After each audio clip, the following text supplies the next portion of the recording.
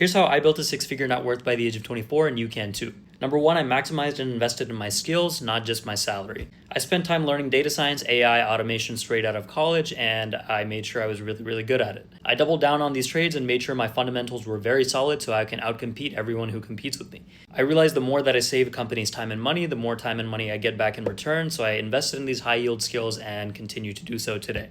Number two, I lived like I was broke, and I lived with my parents for a good 2 years right out of college. This is something that most people don't do because if you're around my age, 27, we just want our freedom, we want to move out on our own, completely get it.